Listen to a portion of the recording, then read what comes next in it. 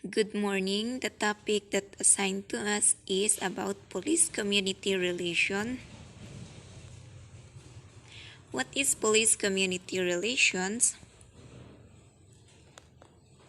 Police-community relations refers to the ongoing and changing relationship between the police and the communities they serve. It includes issues of cooperation, race relation, fear of police, violence, and corruption. It also defined as attitudes and behaviors between the police and the communities they serve. So, ito ay tumutukoy sa pagtuloy at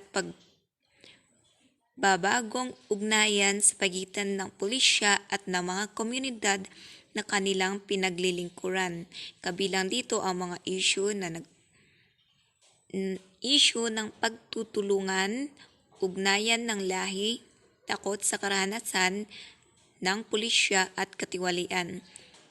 Ito din ay tumutukoy bilang sa loobin at pag-uugali sa pagitan ng pulisya at mga komunidad na kanilang pinaglilingkuran.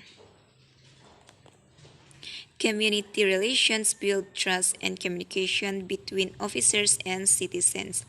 One of the ways that police-community relations has been understood and defined is by seeing it as part of a support.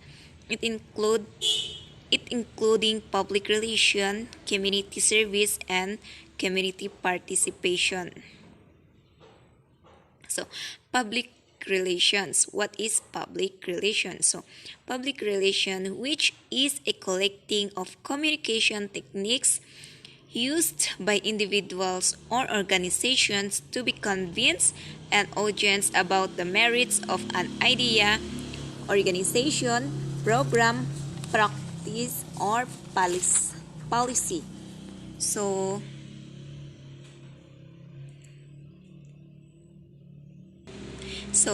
in public relation, this is the police techniques to be used for communicating an individual organization to convince them about the merits of an idea, organization, programs, or policy.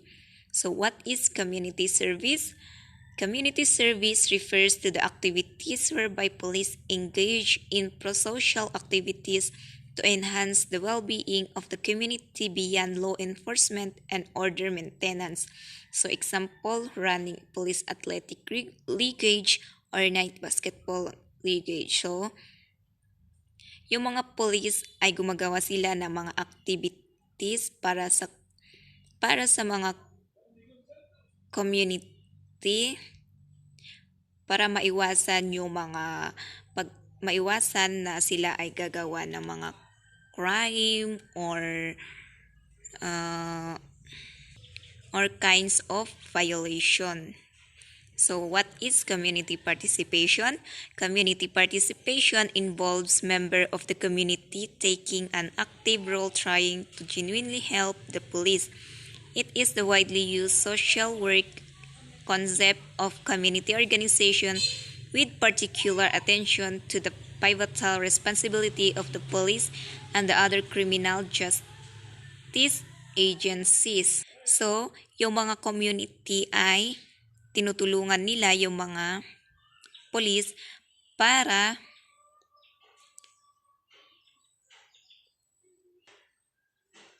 sa katahimikan ng kanilang ating bansa. So, how important is the police-community relations? So, through the effective police-community relations, the citizens can learn about the roles in crime prevention and what to expect from the police. In the same way, the police can better understand the people they serve and executive strategies to better address peace and order issues. So, yung mga police ay they were going to understand the people ng kanilang pinaglilingkuran para sa mga strategies para sa katahimikan ng ating bansa. Then example of a good police-community relationship. Some of the most successful example of community policing strategies at work when police service are provided or collocated with other civic service such as paying utility bills or obtaining parking area. So what is the main purpose of police community relations? One of the prime objectives of police community relations is to establish a collaborative partnership that can analyze problems, design and implement solutions that are truly community-based. This manual is truly indispensable as it guides and directs PCR officer making all their PCR undertakings successful. So what is the police community relations master plan? This is the idea of the existence of the Directorate for Police Community Relations, DPCR, to bridge the police and the community. The manual, which presents a revitalized PCR master plan, was designed to guide PCR officers on how to manage police community relations projects best suited for their localities. Next is how can police improve community relations? The most important things law enforcement can do when building police community relation is to co-create their mission with those they serve, increasing police transparency. First is openly sharing your policy.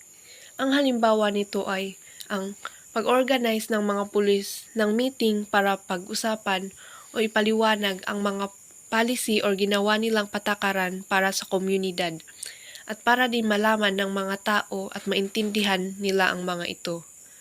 Second is maintaining accurate record of police misconduct through internal affair case management. Dito ay panatilihing accurate ang mga record ng mga pulis na masama ang asal or yung may mga bad behavior sa internal affair case management para maimbestigahan ang mga ito. Next is function of police community relations. Formulates police community relation plans, programs, and policies geared toward enhancing community and citizens' participation in support of the operational plans of the Philippines National Police. Good police community relations are imperative for developing trust between police and citizens. Without this trust, police work becomes much less effective. Even if the police officer are preventing crime, the people may not feel safe because there is no trust. In here, police officer need to gain the trust of the citizen for them to participate and support what the PNP plans in the community. Because even if the police do their best to make the community safe, if the citizen in a one community is not participating or not trusting the police, it will useless. Another function of police community relation is develop plan and program designed to generate and shape good public perception towards the government in general and the PNP in particular. Conduct studies and research to assist national policymakers in developing laws, plans, and programs that are community-based, service-oriented, and gender-sensitive, and are geared toward the maintenance of peace and order and the enhancement of public safety. Dito ay magsasagawa ng mga pananaliksik o pag-aaral upang matulungan ang mga national policymaker na bumuo, i-improve ang mga batas at mga plano o programa para sa kagandahan at panatilihin ang kaligtasan at kapayapaan ng mga tao sa publiko o at sa komunidad. Next is goal of police community relation. First is improving support for officer, equipping with tools to prevent rather than react, focusing efforts on public safety priorities, and the last is directly engaging the community in work. This is the 4 goals of police community relation. Next is recommendation for police community relationship building. First is acknowledge and discuss with your community the challenge you are facing Dito naman ay talakayin sa mga komunidad ang mga hamon na hinaharap ng mga pulis lalong-lalo na sa mga kasamahan din nila na gumagawa ng misconduct or engaging in not appropriate doing na ang mga ito ay hindi sila exception dahil sa kanilang asal. Second is be transparent and accountable. Transparency is essential to positive community relationship. When a critical incident occurs, agency should try to release as much information about it as soon as possible. The community will not feel that information is being purposefully withheld from them. Dito ay hanggat maaari or hanggat maaga pa magbigay na ng mga impormasyon o update ang mga pulis sa mga nangyayari para ma-update ang mga tao at maiwasan ang fake news. Next is take step to reduce bias and improve cultural competency. This is one importance in recommendation because many cities and towns have community with a variety of racial and ethical background and culture, and it is important for officers to be able to communicate effectively with and understand the culture norms of the different groups. Ang halimbawa nito ay iwasan na or tanggalin na ang pagiging bias sa iba-ibang lahi o kultura at tanggapin o respetuhin dahil mahalaga sa mga opisyal na magawa ito mabisang makipag-usap at unawain ang mga pamantayang pangkultura ng iba-ibang grupo. And the last is maintaining focus on the importance of collaboration and be visible in the community.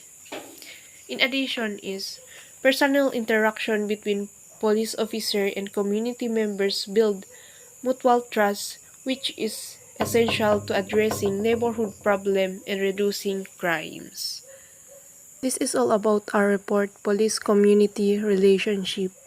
Thank you and God bless.